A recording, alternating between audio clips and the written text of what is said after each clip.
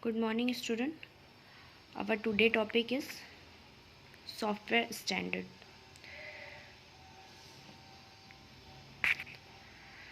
Software standard refer to the structure specification which are followed by the organization and vendor. क्या होता है software standard?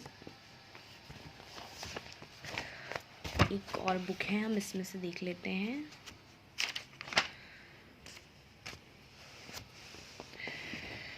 Property standard are those standard which belong to company or a person, है ना. एक easy language में आपको इसमें समझाने की कोशिश करती हूँ. प्रॉपर्टी स्टैंडर्ड होता है it is close standard that user have to buy licence to use them. हम यहाँ बुक में आपको देखेंगे, आपको यहाँ दो चीज़ें पढ़नी. एक तो है प्रॉपर्टी स्टैंडर्ड सॉफ्टवेयर स्टैंडर्ड में, और एक है ओपन स्टैंडर्ड. इन दोनों में आपको डिफरेंस भी आ सकता है, जैसे हम यहाँ देख रहे हैं. यहाँ लास्ट ईयर ये डिफरेंस आया हुआ है. प्रॉपर्टी स्टैंडर्ड तो क्या होता है? It is close to standard user have to buy licence. Proprietary standard में क्या होता है कि यूज़र को यूज़ करने के लिए इसका लाइसेंस लेना पड़ता है, तो ही आप ये इसको यूज़ कर सकता है. और ओपन स्टैंडर्ड क्या होता है? Are internationally accepted technical standard that guarantee that data can be exchanged or accessible across the platform or application even the technology change. It is the freely available. मतलब इसमें कोई भी लाइसेंस या किसी की ज़रूरत नहीं होती. इंटरनेशनली ये अवेलेबल रहता है, आप इजीली इसको यूज़ कर सकते हैं. ये बहुत इंपॉर्टेंट है बेटा इस टॉपिक में. ये मैंने आपको एक ईजी लैंग्वेज में बताया है, बुक में भी ऐसा ही है. ये आपकी बुक का है. एडवांटेज ऑफ ओपन स्टैंडर्ड देख लेते हैं.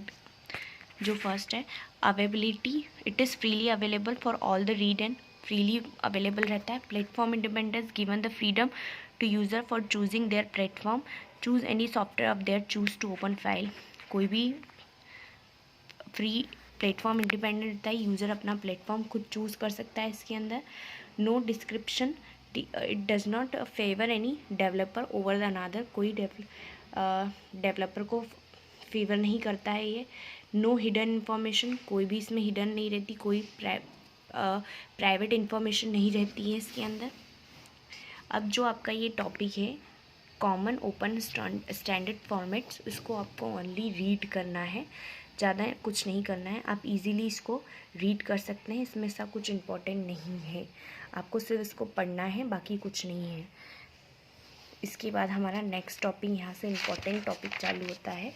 Indian language computing. Indian language computing to refer ability to interact the device Indian language and electronic system. ICT uses to people of Indian. ये एक लैंग्वेज होती है जो यूज़ की जाती है ना. Ministry of the communication and information technology government by the India. It is widely use the alphanumeric system to accepted to the computer. जो कंप्यूटर में एक्सेप्ट की गई है वो लैंग्वेज की बात कर रहे हैं हम. इट इज़ 7 बिट कोड का होता है. 128 कैरेक्टर होते हैं रिप्रेजेंट करने के लिए. 26 small capital letters of alphabet in 10 digit. 7 punctuation marks होते हैं. ये सब हमको कीबोर्ड्स की लैंग्वेज बता रहे हैं कि कीबोर्ड्स में क्या रहता है. ये जो नेक्स्ट आपका पेरा है ये कीबोर्ड के बारे में बताया गया है कि कीबोर्ड में क्या क्या रहता है. 26 स्मॉल और कैरेक्टर कैपिटल कैरेक्टर रहते हैं. 10 डिजिट रहते हैं. 7 पंचुएशन रहता है ना. यही इन सबको मिलके हमारी क्या बनती है, लैंग्वेज बनती है. इसके बेसिस पे हम एक लैंग्वेज बना सकते हैं कंप्यूटर की. ठीक है. नेक्स्ट हम देखते हैं कौन कौन सी लैंग्वेज है. ASCII, American standard code for information. ASCII क्या करता है? आस्की हमको सबसे मेन हम यहाँ देखेंगे कि इसके अंदर हम कोड देखना पड़ता है. सबसे मेन मैं आपको यहाँ पे एक कोड बता देती हूँ जो हमको कोड निकालने के लिए आ सकता है. सबसे पहले इस कोड को निकालने के लिए, जैसा आपको दिख रहा है, या नितिन = निकालना है. तो सबसे पहले हमको ये कोड निकालने के लिए आपने 11th में पढ़ा होगा, हमको ये टेबल ध्यान रखनी चाहिए जिसमें हमको जोन और डिजिट पता होंगे. उसी के बेसिस पे हम यहाँ निकाल पाएंगे. ये टेबल आपको इम्पॉर्टेंट है, ये आपको करना है. फॉर एग्जांपल हम देख लेते हैं. यहाँ आपको दिया हुआ है नितिन का, तो फर्स्ट कैरेक्टर क्या है हमारा? N है. फिर ITIN. तो इस टेबल में हम पहले N का देख लेते हैं क्या है. जैसे N का हमको दिख रहा है यहाँ पर 100 और 110. तो यहाँ भी वही आएगा 100 110. अब I का देखते हैं हम. I का क्या है? I का है 100 और 1001. तो यहाँ भी वही आएगा 100 1001. ऐसे T और IN का निकालेंगे और सबको कंबाइन करके हम यहाँ लिख देंगे। ये हमारा नितिन का आस्की कोड हो गया। आस्की कोड में आपको यही आता है, आपने ये 11 में भी किया होगा। आस्की कोड में आपको निकालने को ही आता है, जिसमें आपको कैरेक्टर्स फाइंड आउट करने होते हैं, डिजिट फाइंड आउट करने होते हैं। तो उसके लिए आपको ये टेबल आना इम्पॉर्टेंट है, जिसके अंदर आपको सबसे मेन जो है वो है आपकी जोन की और डिजिट की टेबल। ये दोनों ही मिक्स करके लिखना है। इसमें आपके यहाँ कैरेक्टर हैं दिख रहे हैं, और इसी के सामने की ये दोनों आपको लिखना है, इम्पॉर्टेंट है। इन्हीं दोनों को मिलके आपका ये पूरा आंसर जो यहाँ दिख रहा है आपको, ये पूरा आंसर आएगा। ओके, ये आस्की है आपका, ये इम्पॉर्टेंट है इसके अंदर। नेक्स्ट हम देखते हैं यहाँ आगे क्या है हुआ है, दिया हुआ है। आगे हमारा है हेक्सा रिप्रेजेंटेशन है आस्की में, उसके बाद एक 8 बिट है। तो इन सब के लिए हमको टेबल ही लर्न करनी है बेटा। ये 8 बिट की टेबल ये रही है आपकी, ठीक है। तो 8 बिट निकालने के लिए ये जो 8 बिट निकालना है उसमें आपको ये वाली टेबल आनी चाहिए, क्योंकि 8 बिट की टेबल अलग है। इस टेबल से आप करेंगे फाइंड आउट, ठीक है। 7 कोड की ये है आपको, और हेक्स की ये है इक्वलेंट। जो भी निकालने को आपको पूछा जाएगा उस टेबल का आपको लिखना है।